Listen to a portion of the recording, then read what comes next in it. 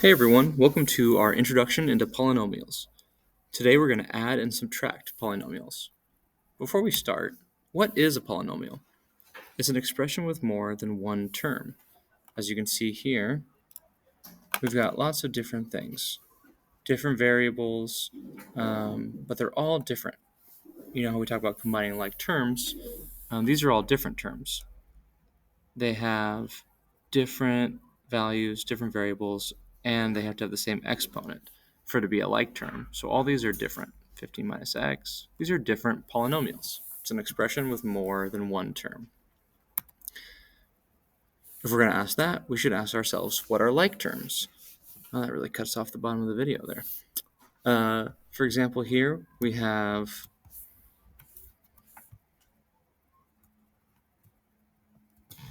we have 3x and 9x. We can combine those like terms because they're the same. They have the same variable raised to the same power. 3x plus 9x would be 12x. If we had here 7b squared and 1.5b squared, we could combine those as well. Both positive, and get 8.5b squared. You can't really see the bottom one there, but what it does say is negative 13 times m times n, and 42 times n times m. And we know that if we're multiplying, those are actually the same variables there. So times m and times n, those are like terms, even though they're in a different order. So we could combine those. However, on the right here, we cannot combine these because we have 4 times w and 4 times w cubed. Okay, these are not like terms. We cannot combine them. Same thing here. 54 times a times b is not a like term with 36 times a times b squared. They have to be exactly the same in order to be combined. Let's add some polynomials. And I know this may look a little crazy, but all we're going to do is combine our like terms. So let's identify those first. I always like to start with the largest one that I can find. Let's go with purple here. The largest exponent I have is k to the power of 4, right here. So I'm going to take that, I'm going to put it here. I do not have any other like terms with k to the power of 4. I don't see any k to the power of 3. However, there are two k squareds. I have 4k squared, and I have a negative 5k squared. I can combine those. 4 plus negative 5 would be negative 1k squared, or negative k squared. I have one k on its own. I'm going to add k. And then I have more like terms. No k at all, no variable. Negative 3 plus negative 4 is negative 7. Anybody out there knows how to help make my pen a little bit larger when I write, let me know in class because I cannot figure it out. So that is the simplified version, and we have now combined these like terms. We have added these polynomials.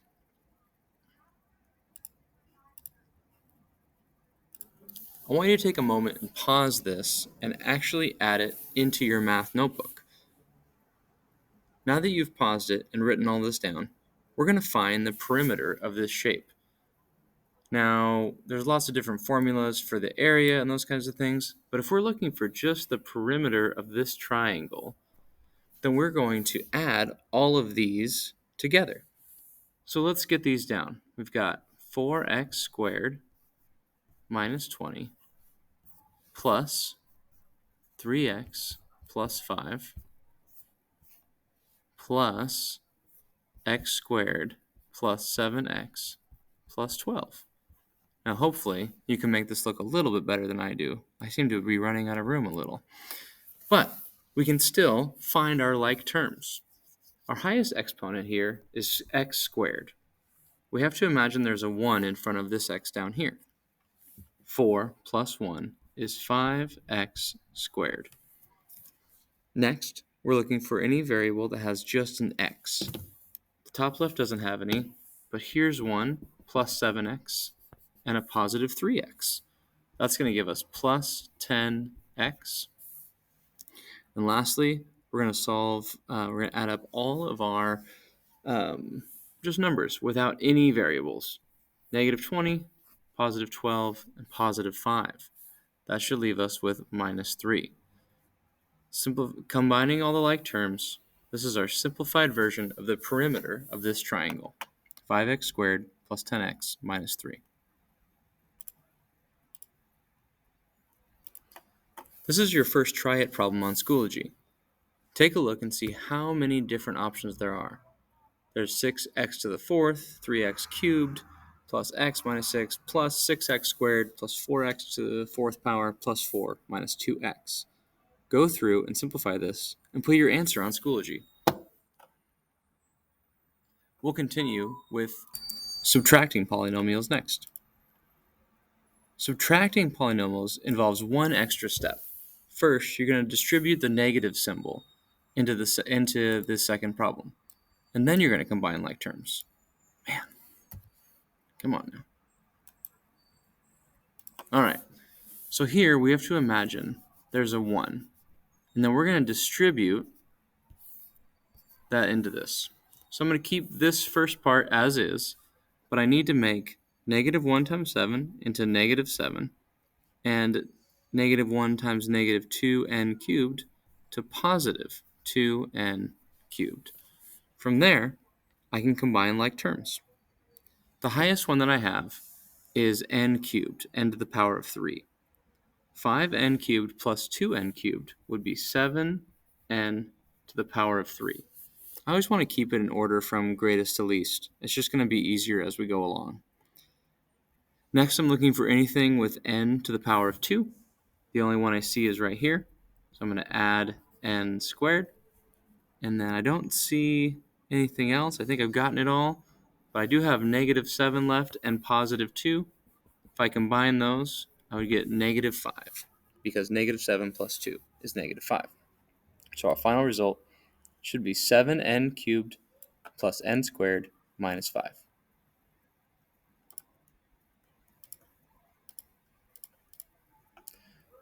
Here's another example. We've got 6n cubed minus 3n plus n to the power 4 minus 6n to the power 4 minus 4n minus n cubed. My first rule, I got to distribute. I'm going to distribute that negative 1 to all three of these options. Negative 1 times 6 is negative 6 n to the fourth. Negative 1 times negative 4n is going to become positive 4n, and plus n cubed. This one will remain the same. I don't need to distribute anything on the left side. I'm looking for all of my all my like terms that I can combine. I have a positive n to the power of 4. I can imagine a 1 there. And I have minus 6n to the power of 4 here. So I'm going to begin with negative 5 times n to the fourth power. Next, I have 6 times n to the third power and positive n to the third power here. That's going to be 7n to the third power, cubed sometimes, you'll hear it. I don't see any squared, nothing to the power of 2. So I've got negative 3n and positive 4n. That's going to give me positive 1, so I'm going to put plus n there. And have I done it all? I think so. Boom, boom, boom. All right. So after subtracting these polynomials, I'm left with negative 5 times n to the fourth plus 7n cubed plus n. All right. Hopefully that went okay. There's one more try-it problem. It's right here. And give it a shot on Schoology, and hope you have a great day.